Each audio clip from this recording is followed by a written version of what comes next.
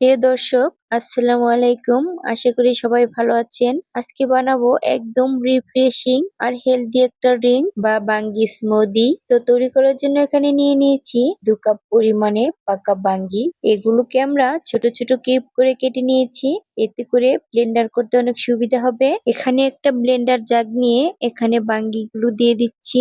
যাদের ছোট বাচ্চারা বাঙ্গি খেতে পছন্দ করে না তারা কিন্তু এভাবে ট্রাই করতে পারেন। দিয়ে দিলাম 2 কাপ পরিমাণে লিকুইড দুধ।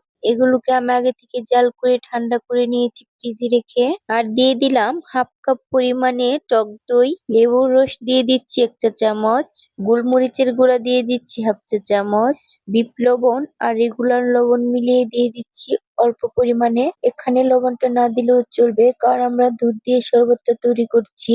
এখানে প্রত্যেকটা উপকরণই হচ্ছে খুবই হেলদি আর স্বাস্থ্যকর। আর এখানে দিয়ে দিচ্ছি 1 চা চামচ মধু। সারাদিনের ক্লান্তি দূর করতে কিন্তু এরকম 1 গ্লাস বাঙ্গির শরবতই যথেষ্ট।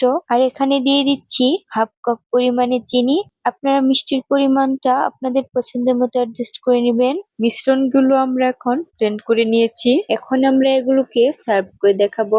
এখানে চকলেট সিরাপ দিয়ে গ্লাসগুলোকে গার্নিশিং করে নিচ্ছি। এরপর এখানে বাঙ্গি স্মুদি ঢেলে নিচ্ছি।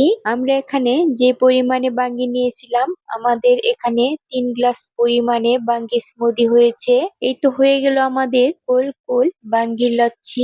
আপনারা যারা বেশি ঠান্ডা খেতে পছন্দ করেন তারা এখানে আইস কিউব এড করে নেবেন। আর সুন্দরভাবে পরিবেশন করার জন্য আমরা এখানে প্রত্যেকটি গ্লাসে চকলেট সিরাপ দিয়ে সাজিয়ে দিয়েছি। Your chilled creamy and super tasty Bangi smoothie ready. Try it and beat the heat naturally. Allah Hafiz.